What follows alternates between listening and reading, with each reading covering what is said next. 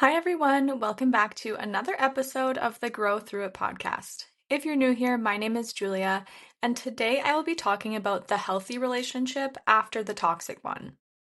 So, if you've listened to my previous episodes, you know that I was in a very unhealthy long term relationship just a few years ago. I've said it before, I am not here to bash him, but I will be giving examples of the things I went through and how I felt in the relationship. I'm going to be honest, some of the things that happened have caused me trauma, and I still get flashbacks and triggered to this day. I have learned how to cope with this better than I knew how to before, but it can still be difficult for me to navigate. Also, if you've listened before, you know that I am now in a very healthy and loving relationship. I am so happy with my partner, and we have so much fun together. It hasn't always been easy though, and he has been so patient with me as I've continued to heal from my past.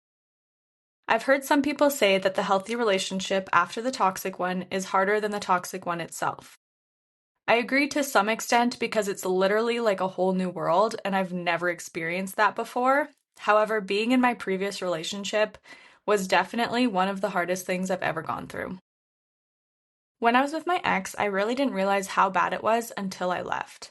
This has caused me to have some trust issues with mostly myself, but also others too.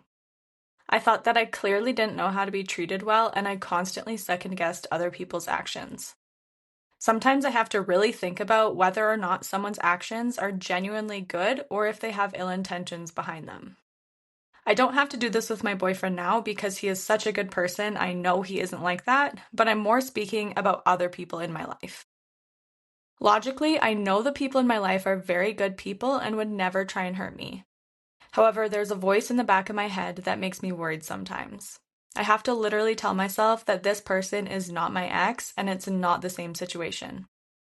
I have been better about it and it definitely doesn't happen as often, but I still get worried initially about some situations. After analyzing it though, I know I'm safe and I do not allow people in my life that are manipulative and mean. My trust issues really don't have anything to do with the other person involved. It's genuinely just me not trusting my own judgment because I feel like I failed myself before. My therapist helped me a lot with this situation. She reminded me that I was literally a child when we first got together and I didn't know what a healthy relationship looked like. I grew up being treated a certain way by him, and that's all I knew, and that's not my fault. So after I broke up with him, I started doing a lot of healing and learning about how I should be treated. I'll admit my standards were still pretty low, but they were a lot higher than what they were before. When I started dating Paul, he would do nice things for me like open the truck door, buy me a coffee, help fix something on my car, or even just say really nice things about me. I was always so shocked when he would do things like that or actually listen to me when I had a concern and fix the problem right away. I'd always say how nice he is, and he would be so confused when I said it. He would tell me, Julia, this is the bare minimum. I'm doing things that everyone should do out of basic respect. He obviously does things way beyond the bare minimum too, but even the very small things would always surprise me because I never had that before. Paul is literally the kindest person with such a pure heart. He would never in a million years do anything to hurt me. At the beginning of our relationship, though, I was scared and it was very foreign to me. I had never had such a calm person around me, and the safety and calmness scared me. At first, I pushed him away a little bit out of fear. I also picked stupid fights about nothing. This was all unintentional, of course, but I understand now why I did it. Luckily for me, he was extremely patient and heard me out when I apologized and explained myself. I definitely don't do any of that anymore, but it wasn't easy at first. I had to learn to trust not only him, but myself too. When you're used to chaotic and unhealthy love, it's scary to feel safe and secure. You always wonder, when is the ball going to drop? It doesn't feel safe and secure because you aren't used to it. It's important to note that it is not your partner's job to heal you, and it's not their fault if you get triggered. Sometimes the weirdest things would trigger me, and that's clearly not his fault. It took a lot of work in therapy to help me understand my triggers and how I can cope with them. It's crucial to make sure you're communicating with your partner, though, on why you are triggered and see if it can be something that can be avoided in the future. In some instances, yes, the action could be avoided because it wasn't necessary, but in some cases, it really can't, and that's not his problem. You have to figure out for yourself why that triggers you and learn to heal from it and cope with it. Obviously, depending on the severity of the situation, this may be different for you, but I always believe you can heal from your past. Communication really is key in any relationship, but especially one like this.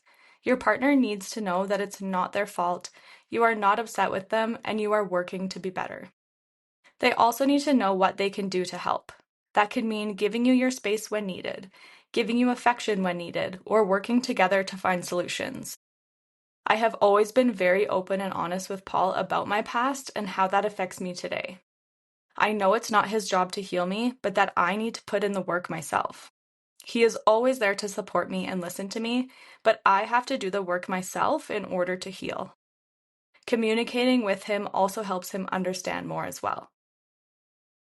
I'm so lucky that Paul has been so patient with me, but he didn't have to be. He could have chosen to walk away and not deal with my past traumas. I think the reason he has always supported me is not only because he is just genuinely such a good person and loves me, but he also sees that I put in the work every day to make myself better. If you are not trying to heal yourself, you cannot blame your partner if they want to walk away. And maybe you're just not ready for a relationship at that point either. You have to want to be better and heal.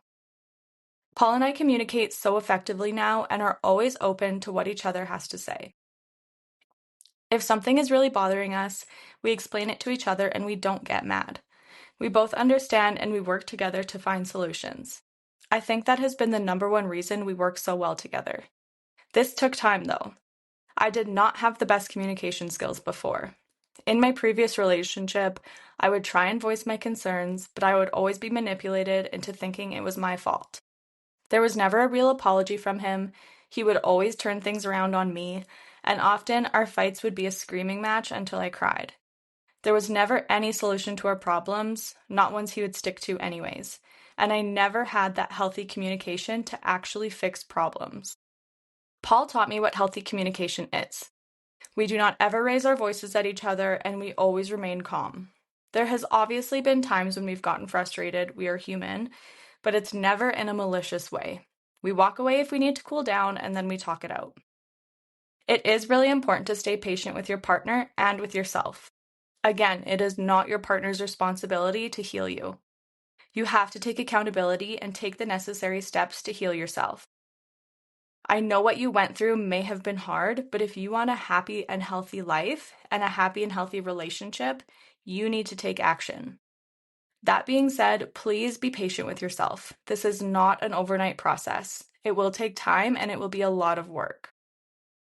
Here are some things you can ask yourself if you're thinking about entering a relationship or if you're already in one but are still struggling with past issues.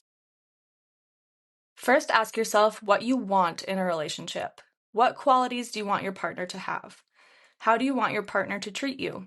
What are things that are non-negotiable for you in a relationship? What did your previous partner do that you will no longer tolerate in a new relationship?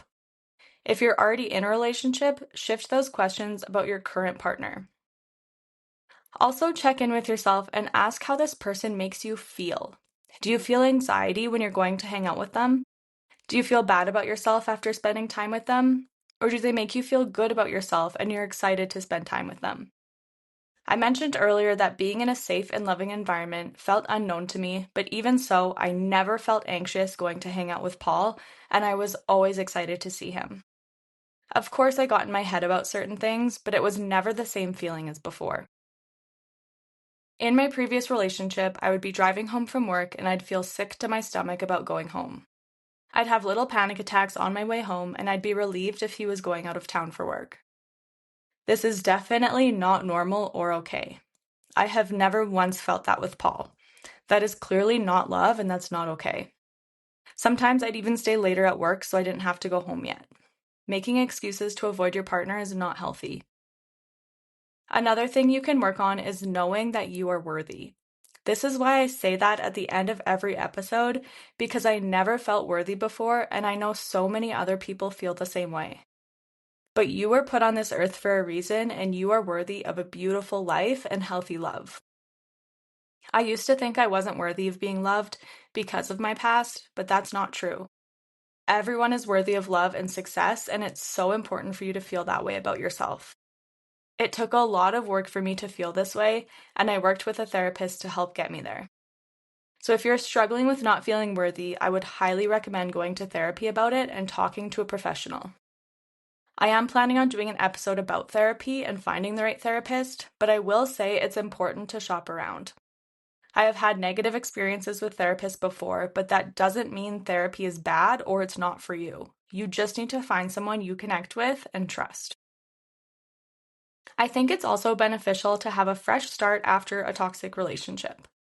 I talked to a friend who was also in an abusive relationship, and we both did similar things after. Finding new hobbies, new friends, a new workout routine, eating healthy, redecorating, maybe a new job, or even a new haircut. The more you identify with your past self, the harder it will be to grow from it. Starting fresh on things will help you feel like a different person and help you feel stronger, especially if you were in a relationship where they were controlling. This is your chance to take your power back and make decisions for you. You can choose what you want your life to look like and change those things. So again, if you've gotten out of a toxic or abusive relationship and you're struggling with those feelings, I'd highly, highly recommend finding a good therapist to work through these issues with. If you have a therapist you don't fully trust or vibe with, find a different one. You have to work on regaining that trust with yourself and others and knowing your worth. Figure out what you want in a relationship and think about how your partner makes you feel. Make necessary changes to start taking your control back and feel good about yourself. Lastly, make sure to communicate with your partner about what you went through, how you're feeling, and how and if they can help. Remember, though, that it is not their job to heal you, but of course, they should always support you. I really hope this episode helps you find strategies to maintain or develop a healthy relationship after you've been in a toxic one, or maybe just help you feel not so alone. Once I started hearing about people in similar situations as me and knowing it's not just me, it helped a lot. If you know someone who you think this episode may help, please send it to them or share it on your story. It would also mean so much to me if you would rate and review this podcast, as it helps me reach more people. If you have any questions or want to talk more about today's topic, feel free to message me on Instagram at growthroughit.pod. Thank you so much for listening, and remember that you are worthy. See you next time.